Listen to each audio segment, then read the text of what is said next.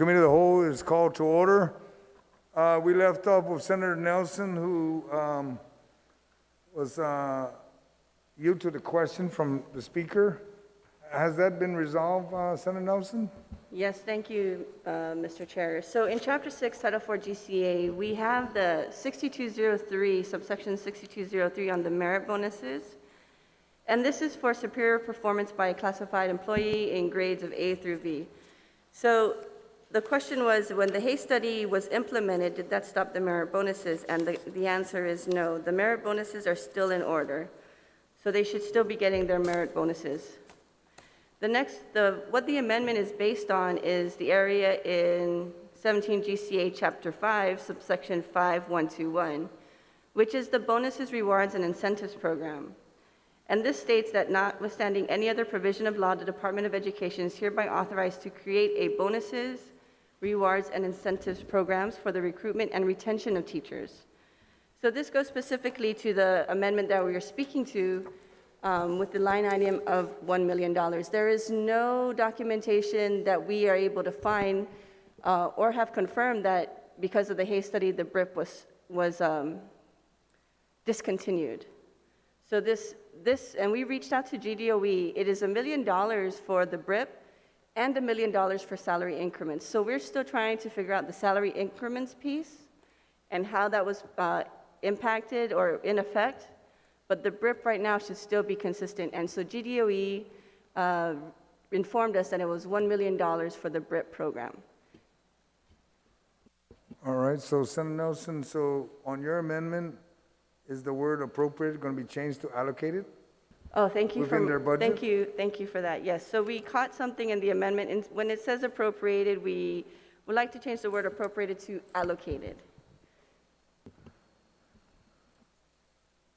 Does any of my colleagues would like to speak to that, or if there's no objection to that correction that was identified, the word appropriated to allocated, we'll just move along with her amendment. Madam Speaker, did you have a comment you wanted to make on that one? Well, I was speaking on the amendment, and I am in support of this amendment. If this is a program that's going to incentivize teachers to stay teaching despite the very tough challenges that they are facing right now, we have a critical need for teachers. We have excellent teachers for the most part, and I would like to do whatever we can to incentivize them to stay. So I agree with allocating part of this money towards this program. I just want to, if I could, make sure that this program remains open to teachers, not just those who had been awarded in the past, but other teachers to continue to apply, and that the rules are still still valid, I guess. If sponsor would just yield to that real quick, I'm in full support. Yes, that's correct, Mr. Chair. There is nothing that has discontinued the BRIP. The statute is still the same, and I don't think any one of us would like to go in there and change that statute. Thank you, Mr. Chair. Thank you, Senator Nelson. Does any other colleague would like to speak on the amendment? None? Are there any objection to the amendment? No objection. Senator Nelson, well, I don't know if I should just don't need to call a vote. You're not going to close. So there being no objection, amendment passes. Moving along, Senator Torres, you have your hand up, ma'am? Yes, Mr. Chair, I had proposed to also include an amendment to page 19 that would follow, and I'm just waiting for it to be uploaded, but essentially it's along the same logic as the prior amendment, which would be to add a new section to section 19, to add a new section, and in this case it would be section 20 since the last one just passed, relative to nurse professional pay structure. And what I intend to do is at this point proffer an amendment for the sum of $871,000, the sum of $871,197 shall be allocated from the general fund on section 1 of this part of the chapter for the sole purpose of funding the nurse professional pay structure in fiscal year 2022. I am just awaiting it to be uploaded, but essentially, Mr. Chair, following your discussion on the last attempts to fund the nurse professional pay structure, as requested, it was told to me that those amounts are able to be absorbed by the agencies. So short of an allocation, a direct allocation for that purpose, I don't believe it can be accomplished. So my intent is to make an amendment so that it is actually appropriated, so that if there really is enough money to pay them, as you say there is, then it will be paid. So I don't see it on the drive, but if we can bookmark it. We can bookmark it, yes. Okay, all right, thank you, Mr. Chair. There's no objection, there's an amendment floating in the air, so we'll bookmark that. And I think we're done with DOE, so we'll move to Senator Nelson. Mr. Chair, can I just ask a question about the anticipated amendment? On GDOE, yes. Yes, that's correct. I just want to ensure that GDOE, that the appropriation for GDOE included the 15% salary increase in the bill, but it was just not stated. Is that correct? That's correct, Senator. Okay, thank you. Yeah, the amendment will just make sure that it is written down. It's in their money, it's in their budget, it'll make sure they get it. Okay. And it'll be basically stated there in the budget. That it's actually allocated and lawfully provided for, and that's Yes, what I'm trying to do. in your amendment. Thank you. Senator. Okay? But we'll bookmark that until the amendment comes in, just so we can make sure that's secured. We're now on still Chapter 2, but we're on the Guam Academy Charter School. I think Senator Nelson, I think is that you that have the amendment? I think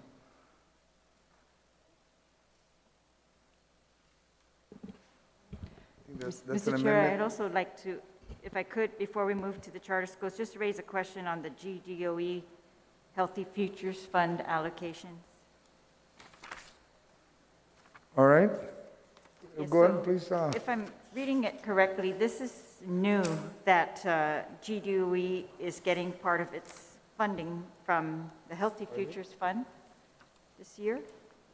This amount, $607,000. Okay, I'll have the OFB. Yes, and I just wanted to make comment. confirm if we have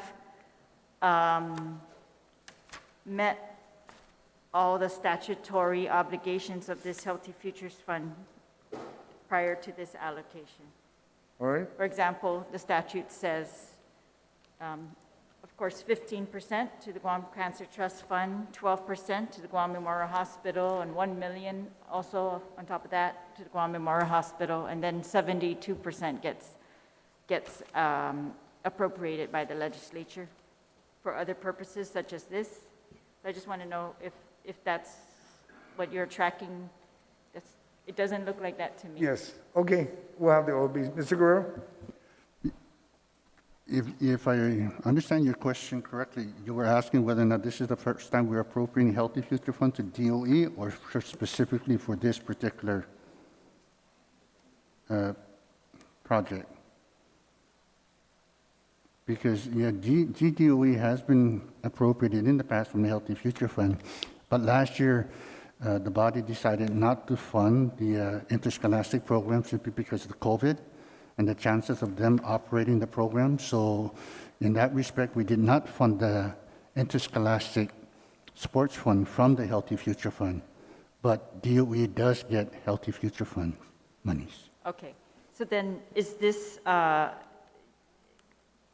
guess I could talk about it during the GMH, but I'll bring it up at the GMH. I just want to see the allocation of the Healthy Futures if it meets what the statute requires. All right, so you want to bookmark this just in case it come into question, Sure. right? Okay, thank you. All right, okay, we'll bookmark that. Good, we already have one bookmark on this chapter of DOE. Senator Paris, you have you have an amendment? Otherwise, we're gonna, No, or no a amendment, question? but just a question to OFB regarding Section 7. So it basically appropriates money from the 2023 revenues for textbooks, and if you could explain how that is possible. Yes, Senator Perez. If you recall, the way the textbooks appropriation is made in the Budget Act, and it's been there for, gosh, I can't even remember going back, is what we do is we identify future revenues of the preceding year. We set aside the one, in this case, it's 1.5 million. We set aside that amount from future, in this case, in 2022 revenues, and we allocate and we appropriate that money in the current budget year that we're budgeting for.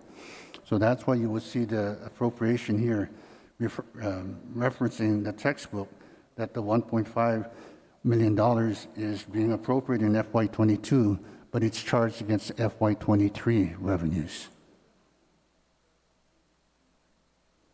So considering this year, so what revenues were used for the textbooks? FY22, 23. So the general fund? You took it from the general fund? It's like an advance to the general fund utilizing monies we anticipate to collect in future revenues. And this is how it's been done, Senator, for, gosh, I believe for the last 15, 20 years. Has it been utilized to its fullest? According to DOE, they are utilizing all the funds given to them. Whether or not they use it for textbooks, that I cannot attest. Okay, thank you. You're welcome. All right, thank you.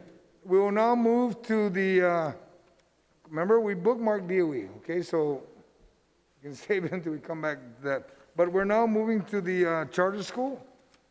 Senator Nelson, I know you have an amendment for charter school that I'm...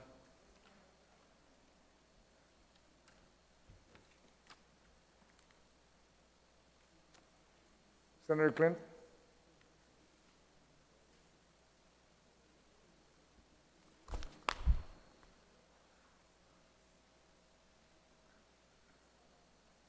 Senator Nelson, do you have, we're on charter school, and I know I have an amendment Thank too. you, Mr. Chair. To charter school, that I think that's, Yes, you might want me to address that.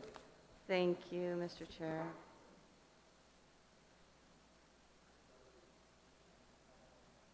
Okay, Mr. Chair, the first amendment that we have is labeled in the file, colleagues, as SB 55, TCN, line 19 through 20.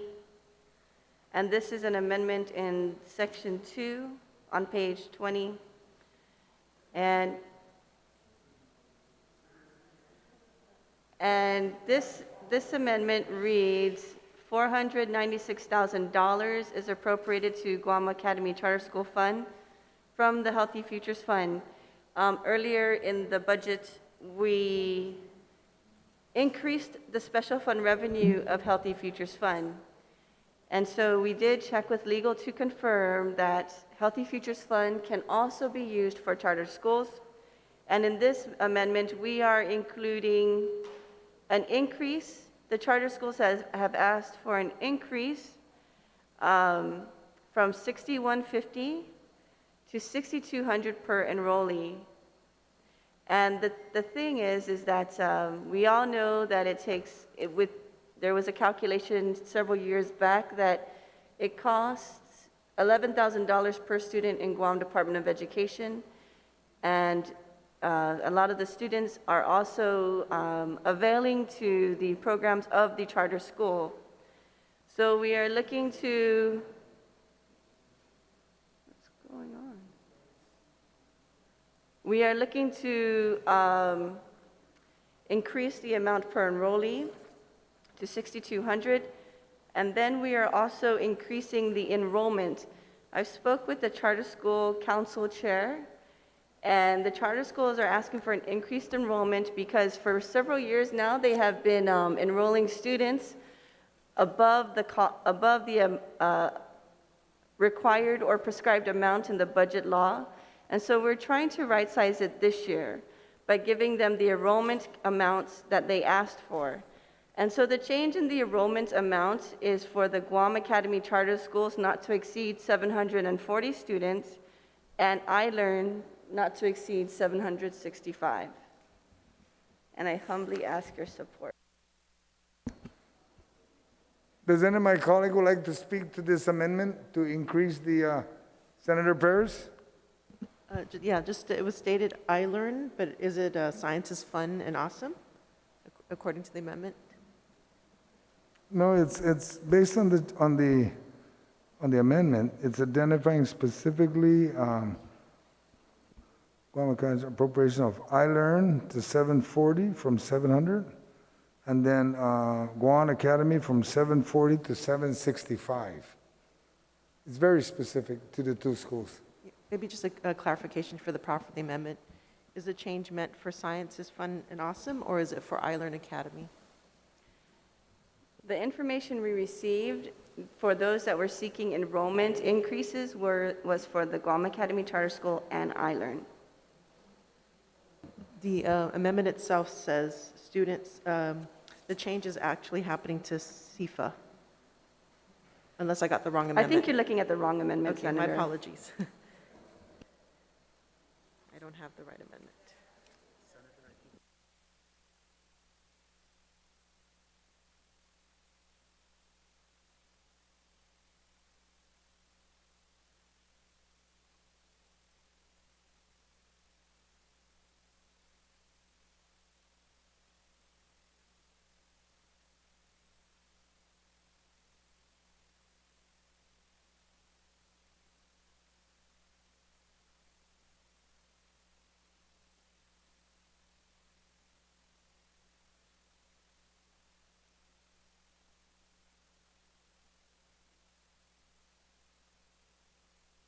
No, we're not. As a matter of fact, let's take a quick recess, because my understanding, I think it was supposed to be career tech, we're supposed to be an adjusting, if I'm correct. What did you say, Mr. Chair?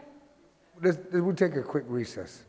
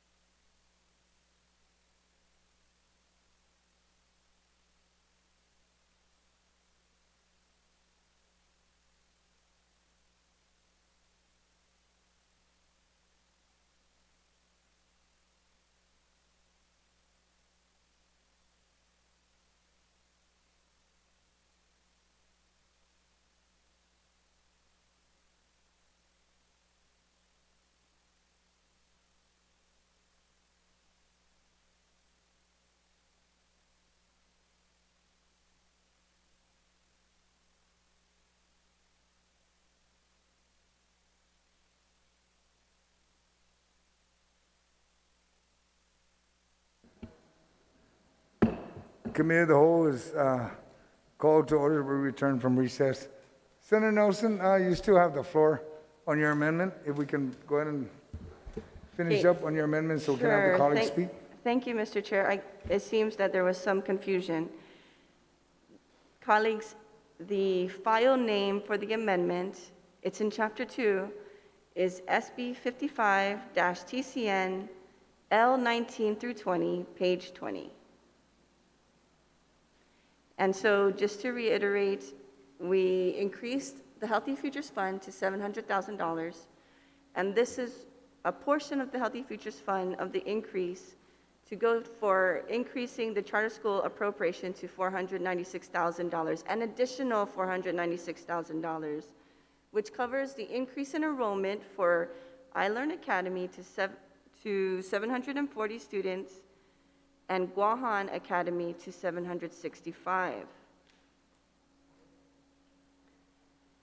I just want to ensure, Mr. Chair, that the clerks and OFB is able to make the necessary changes to the calculations of the 496 for what is the total given to the charter schools. So whatever they received from the general fund on top of the 496 for their total to be adjusted.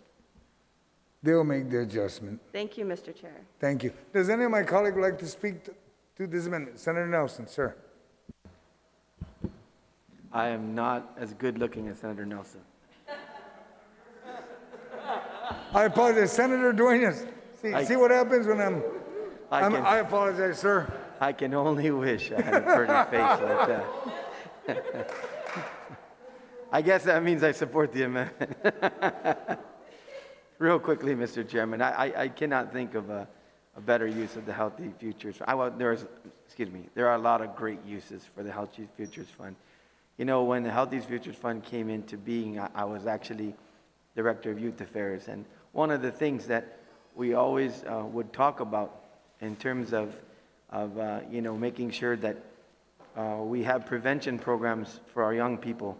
That was a lot of the issue, because a lot of the reason for the Healthy Futures Funds, obviously we derive the revenue from, what we call sin taxes, things that might be adverse to our health. And education, and particularly with the charter schools, when they're performing to their level, and these children generally have a stronger path towards working on vocational and career tech ed kind of opportunities and the like. And it's just another program that generally gets most of our young people on track, where they really know where they're going, and opportunities for a great education that translates into job opportunities and a future that they can look forward to. And that was, other than the direct benefits of taking care of course, those who are ill, those who need assistance as well under the Healthy Futures Fund, a lot of this was prevention programs. And I want to continue to applaud the author and others who look at funding educational opportunities that are showing strong results, and that truly are appropriate to the name Healthy Futures Fund as far as prevention programs. So education is the greatest prevention program. Training is the greatest prevention program, simply because our young people, when they have these opportunities, they tend to make better decisions. And that is research-based information that you can always get from Department of Youth Affairs and other youth programs, prevention programs. So I rise in support of this, and I appreciate the author, Jesus Masi. Thank you, Senator Duenas. Does any other colleague would like to speak to this amendment? Senator Tello. Thank you, Mr. Chair. I'm trying to look at the funding here, the numbers here from the 11,439,000. I guess it was stated early that there are going to be some corrections to those numbers from the 496. No, it's when you add the 496, then that's the increase. Then it will change from 11,439 to 11,900 and So it's like 35. 1,505 students, correct, total? Or is that more than that? We're just looking at these particular charter schools. Because right now I'm adding the 740 and the 765 together. It's coming out to 1,505. And Right. is that equivalent to the increase of 496? I'm gonna Can you do ask some math? the author to Thank you. yield to that question. It's like 65 additional students, if I'm not mistaken. Right, so let me just give a whole breakdown. If you look into Chapter 2 on page 20 of the original bill, you'll see that in line 15 that the schools were awarded $61.50 per enrollee. Right. What the Charter School Council is requesting to meet the needs of all the charter schools is that we increase the $61.50 by $50 to $6,200 per enrollee, which is basically half of what we appropriate for GDOE per student. GDOE, we appropriate over $11,000. And the second request that they had was to increase enrollment for specific schools that have exceeded their enrollment and have been operating for several years now, exceeding their required enrollment in the bills that we have been passing under the Budget Act. And so we are increasing that to $765 for Guahan Academy Charter School and $740 for the iLearn Academy Charter School. So if we take the amount of the $6,200, which was the $50 per enrollee increase, so we're including $50 for each student, to include the enrollment increase to these two schools, the total amount will come up to $496,000. Can I Senator take a Tiller. short break because We'll take these a numbers are recess. different? Okay, Okay. thank you.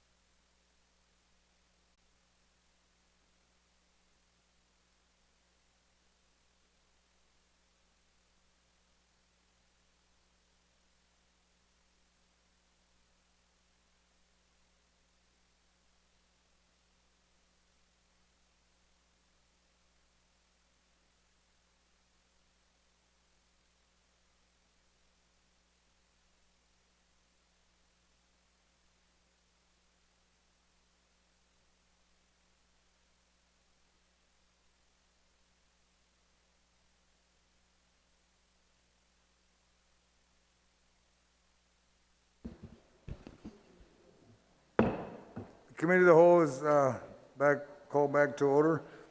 Senator Tello, was your issues resolved, ma'am? Absolutely, Mr. Chair. I thank you for the opportunity for me to ask OFB some questions. I think it was easier to understand actually the total number of students in charter schools. That helps when you're calculating the numbers to determine this increase. And I would have to gone back into the bill, calculated all the numbers for all the other schools, and then the additional 65 that's been incorporated in there. I've been a great advocate, Mr. Chair, of charter schools. I believe it works. It's proven itself time and time again. You look at these students coming out with higher test grades than most public schools. You're finding that they're also basically going into certain fields that students keep their attention to, like if they're into anything that has to do with electronics or you know, in that line of field of study. And it keeps these students engaged. And I really appreciate all the hard work that these teachers who actually, they don't get paid as well as, you know, DOE teachers or other teachers from the military schools or DODEA schools. You can tell that there's a great heart in wanting to teach these students to grow and to be better. And I greatly appreciate this amendment. I too was approached that there was an increase in student enrollment. And I know, Mr. Chair, that you did accommodate this, but as time goes on, when school opens up, you're finding more and more students come aboard. So I greatly appreciate this increase and thank the author of this amendment. Thank you, Mr. Chair. Thank you. Does any other colleague would like to speak to this amendment? There being none, Senator, Madam Speaker. Yes, thank you, Mr. Chair. I have no objection to the increase the number of students for these charter schools, if this is based on recommendation of the Charter Schools Council, that they're meeting all their obligations to the students. And I'm asking your staff at OFB just to confirm this 11,000 per DOE. They say this 11,000 per DOE student includes federal funds. I'm just thinking it is really increased since when the charter schools concept first came into place. And so I just wanted to get a handle on the, where are we going with this? Yeah, how are we going to proceed with DOE per student cost versus charter schools, right? I know I don't want to decrease from the pressure on DOE to increase its test results, to increase everything that it's supposed to be doing, right? And make sure that they can come up with the results just as much. And I think it's clear it's not necessarily based on cost per student that we're going to get those types of results. And that's what the charter schools are kind of showing us here. My only issue with this amendment, and it's a small amount of money, 496, and I know that, this, we have increased the Healthy Futures Fund estimate to accommodate this. But my only issue is that when I was looking at the Healthy Futures Fund, it looks like we have not followed the statute, not just in not giving the correct proportion of the Healthy Futures Fund to the Guam Cancer Trust Fund, but we haven't given the 12% to the Guam Memorial Hospital either. And or the $1 million. And so I just wanted to note that. I have no objection to this, but I'm concerned. I don't like the idea of not following the existing statutes of how we're going to allocate this Healthy Futures Fund. And so I want, when we get to GMH, to address that as well in public health. And if I could, so I think they said now, cost for DOE student, if you take away federal funds, is about, from our local funding sources, is about $7,527 per student. Thank you, Mr. Chair. All right, thank you. Does any of my colleagues would like to speak to the amendment? If not, I'll ask Senator Nelson to close her amendment. Thank you, Mr. Chair. Mr. Chair, within the light of the events of the past year, we've seen COVID have an impact on our educational system. Yes. And many times, some of the challenges were we weren't even able to find our students so that they can have a proper education. And so we had a lot of students in the enrollment that we were unable to reach out and ensure that they received continued education through that year. And so, Mr. Chair, I humbly ask my colleagues for their support on this amendment, because now we're doubling the effort. Now that we're able to go back into schools, we're trying to double the effort to bring them back, to encourage them to, especially their parents, to come back and to ensure that their children's education is put at the forefront. And so I ask my colleagues for their support. This is our future. They're gonna fill the seats that we fill today. And so let's give them that chance. let's provide for them that superior education that we ourselves experienced growing up. Thank you, Mr. Chair. Thank you, Senator Nelson. Are there any objection to this amendment? There is none. That being known and recognized, this motion will pass as introduced. We'll now proceed to University of Guam.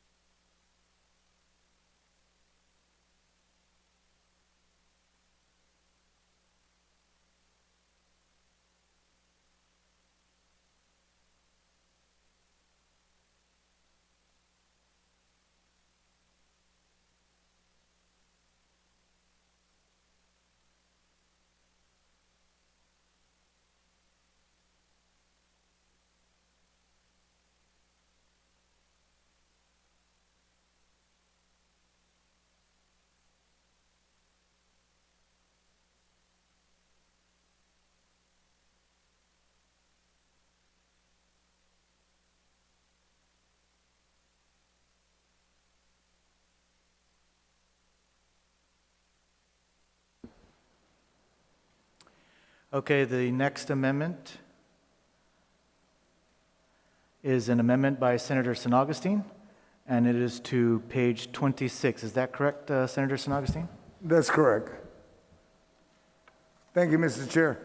My colleagues, this amendment is technical in nature to ensure we make the proper allocation of appropriations to G3 and C grant programs at the university. You'll find on your drive, there's 3 amendments. And I have to go one at a time, where I split up. We'll just go down one at a time. You'll find that on line 8, page 26, to amend the bill to read, Section 12, Guam Green Growth G3 Initiative, the sum of what is on the bill of $1 million to $500,000 is allocated from the general fund appropriation in Section 2. This amendment will basically split the initial allocation on the G3. This will just cover the $500,000 that they need at G3 initiative. Senator knows? Oh, no. Mr. Chair? Thank you, Mr. Chair. Senator Nelson, you're recognized. Thank you, Mr. Chair. Can you just reiterate where the amendment, what is the file name for the amendment? The amendment is Section 12 there, to reduce the amount to What page? G3 initiative.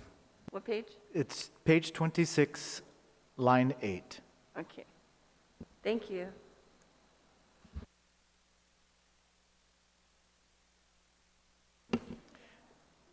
Senator San Augustine, are you finished discussing the amendment? I just wanted to reiterate to my colleagues that we're reducing the amount for G3, but reallocating that funds to another program that the university is doing. And the information is available on the drive, is a letter received from President Christ of UG that outlined the importance of specific allocation for the C grant. And that'll be on the next amendment that I identified. Okay, thank you, Senator San Augustine. Anyone on this amendment?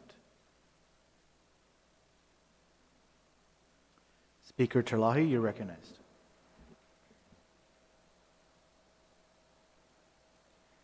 Just looking at the UOG's budget, it looks like for DOE, we reduced their budget by about $2 million from FY21, but for UOG, we're increasing their budget by about $1.5 million from FY21. And I guess part of this, well, it's just an allocation, so I don't have any objection to this amendment to reducing the allocation. Yeah, I just wanted to know what the 1.5 million increase represents for UOG. Is the question for OFB? Yes, please.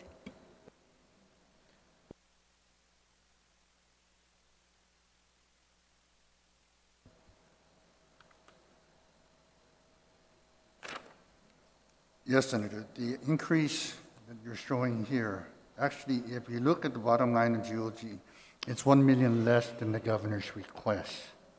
But if you're comparing to FY21 appropriation, then the increase can be attributed to the Point of order, Mr. Chair. Yes, please state your point of order.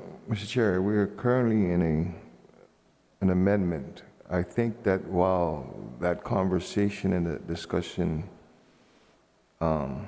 is valid, as it brings up a valid concern, I think that just for proper protocol and procedure that we dispose of that amendment before we move into that discussion, because it's got no germaneness to the discussion of the amendment. Duly noted. Thank you, Senator Blas. Speaker Talahi, do you have a question that's specific to the amendment? No.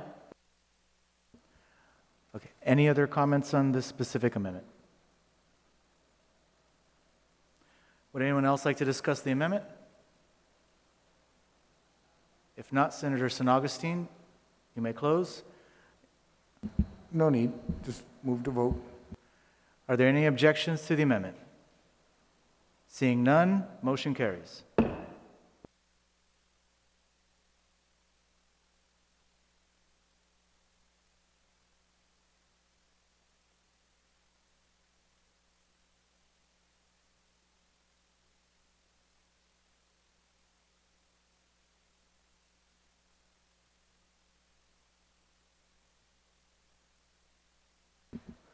Senator San Augustine, you have another amendment, this one to line 3 of page 27. You're recognized. Yes, Mr. Chair. To amend the bill to read, as you go down it's to strike out after the National Science Foundation Guam Established Program, strike out and UOG Sea Grant Program. And then it'll continue on, and then double underline programs and other grants after stimulated competitive research. That's the amendment. Okay, there's an amendment offered by Senator San Augustine to line 3 of page 27. Would anyone like to speak on the amendment?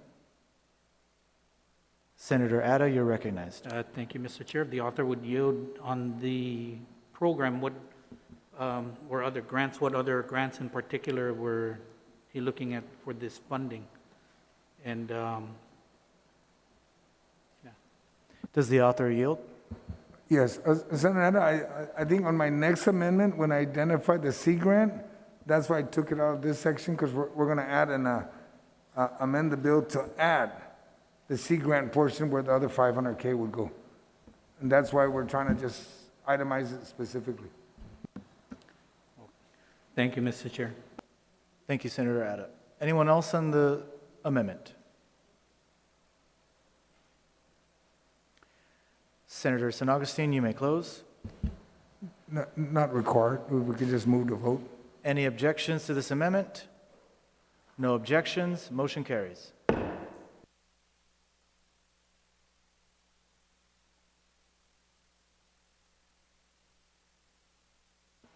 Senator San Augustine, you're recognized for your next amendment. Thank you, Mr. Chair. You'll find on my last amendment, is actually to add a new section 21 to part 3 of chapter 2 to the bill, and is to read. Section 21, Sea Grant Program. The sum of $500,000 is allocated from the general fund appropriation in section 2 of this part of the chapter to the University of Guam's Sea Grant Special Fund, established through Public Law 35114 for fiscal year 2022 to fund the Sea Grant Program for the sole purpose of supporting the Sea Grant Program administered by the University of Guam for island sustainability. The UG has been a land-grant institution since 1972. The status brought significant opportunities for the University of Guam and the region in agriculture, terrestrial resource management, and development of the community. Having received a formal notice of review from the National Sea Grant Director, the UG now has a once-in-a-generation opportunity to achieve Sea Grant status and bring similar opportunities to Guam and the region in marine resource management, environmental stewardship, and the community development of coastal communities. The National Sea Grant Program is a partnership between universities and the federal government's National Oceanic and Atmospheric Administration, an agency within the Department of Commerce.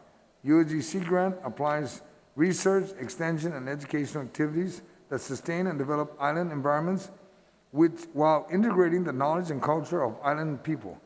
UOG Sea Grant provides local workforce development training in marine and environmental science through research funding, internship, fellowship, and grants and funds. That would be the end of that. But a further information about the Sea Grant. The investment we are making in the 500K to G3 and the Sea Grant program will work as matching funds for grant programs that will award up to $1 million for the Sea Grant program and will help Guam achieve the Sea Grant institution status. The grant funding received will assist in providing support for personnel, supplies, equipment, programming, and building space, and other support for the Sea Grant program. And I just ask my colleagues for their support. Thank you, Senator San Augustine. Just to be clear, this amendment is to line 26 of page 29. Is that correct? Page 29? Mr. Chairman, there was a back page also in my amendment. I just didn't read it. But if you want, I can continue reading it. It's Go about ahead. half a page. Okay, it says on the very front, funds, research competitions among faculty, colleges, and nonprofit organizations to promote understanding and better management of coastal resources in Guam and Micronesia, and perpetuate traditional local knowledge in navigation and fishery through teaching, research, outreach, and apprenticeship. The expenditure authorized in this section shall be used for UG Sea Grant operation and administrative costs, hiring of faculty and administrative staff, facility improvement and supplies and equipment. The sum appropriate herein is authorized for use as a local matching requirement for grants and aid and shall be prioritized for use as the local matching requirement to achieve and maintain Sea Grant institutional status, which has the potential to garner 1 to 2 federal grant contributions of up to $1 million in federal funds to the University of Guam per year. The President of the University of Guam will post on the UOG website and shall submit to Imagahaga Guahan and the Speaker of the Legislature in Guam in the Microsoft Excel file and written report, annual reports of the UOG Sea Grant Special Fund. At a minimum, said report shall include program mission statement, objectives, source of revenue, expenditures by budget classification, number of employees and contracts, and shall describe program accomplishment in fiscal year reported. Whew.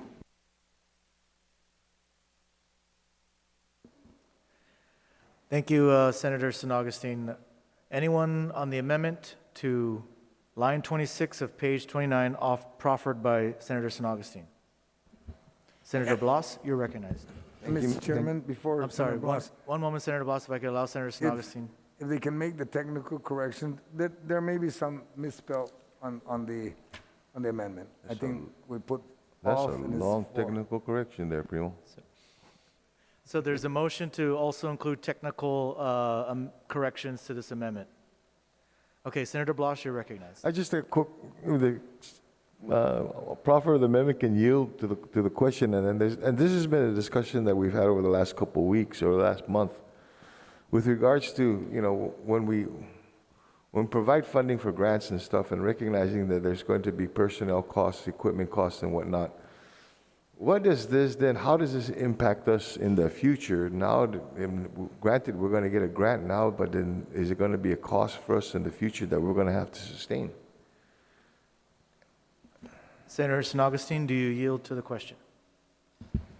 Well, yes, and it's like any other grant or any other federal support we get when there's a requirement for a matching.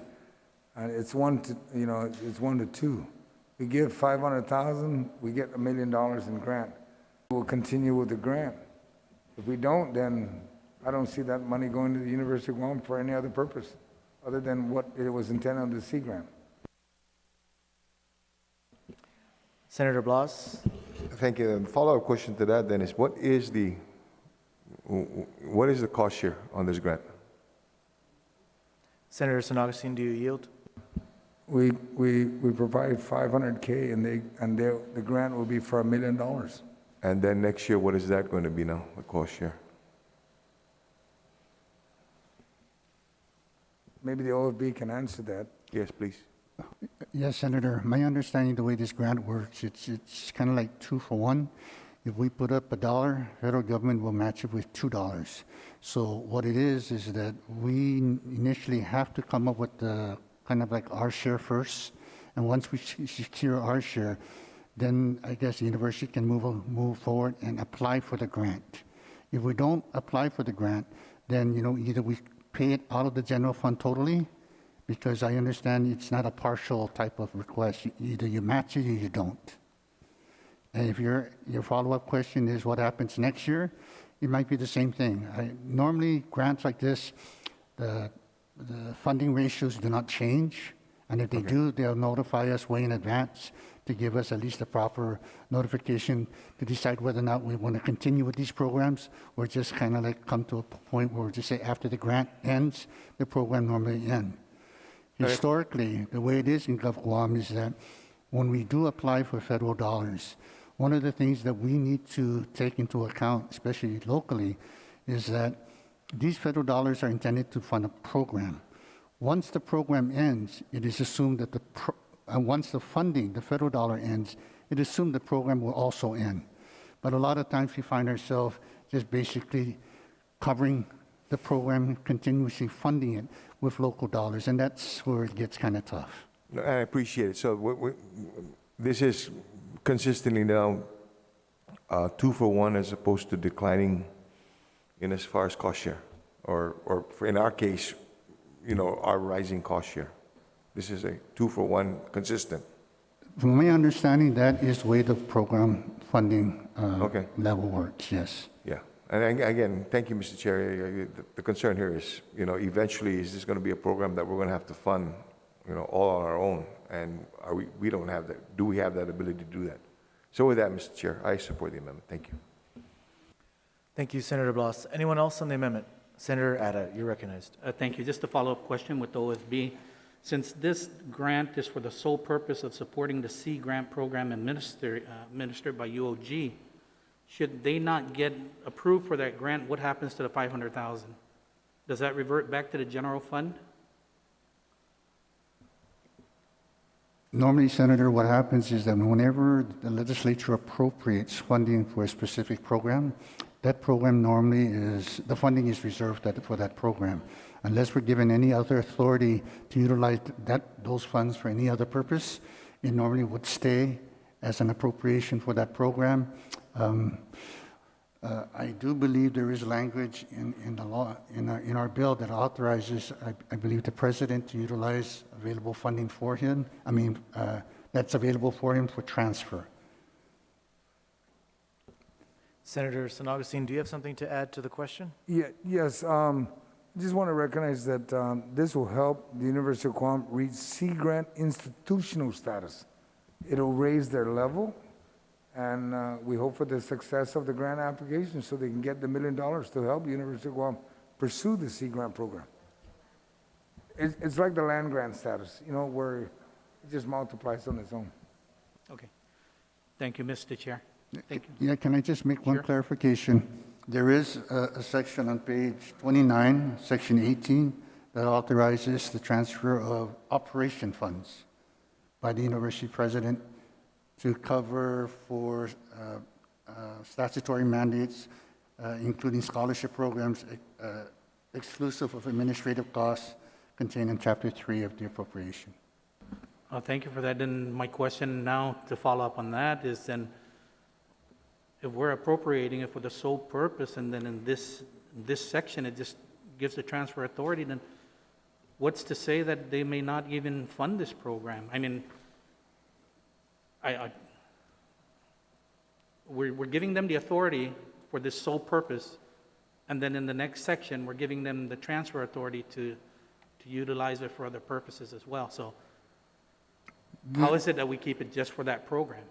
The key here, Senator, is because this specific program is a specific appropriation made to the project.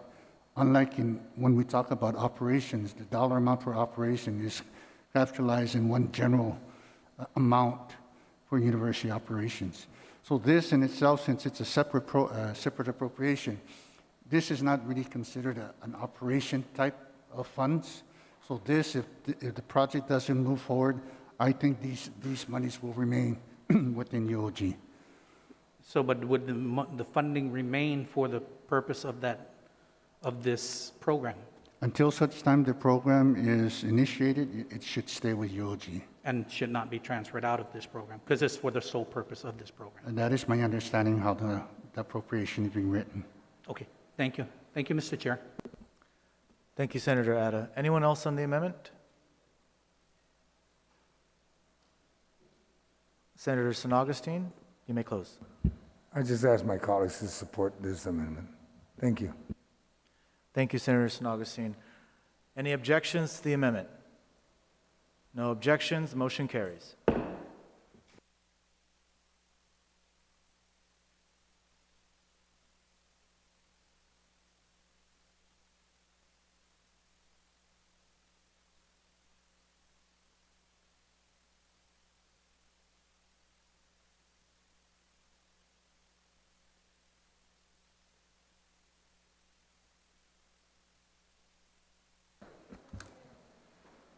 Mr. Chair?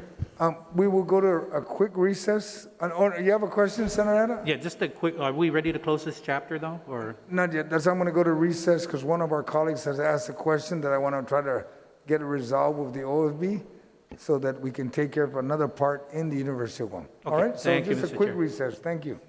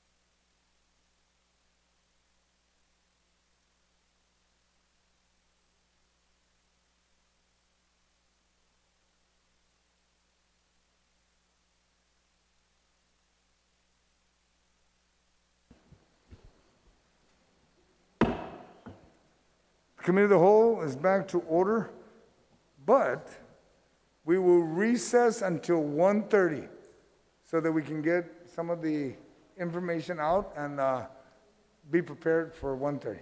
All right? So recess to 1:30.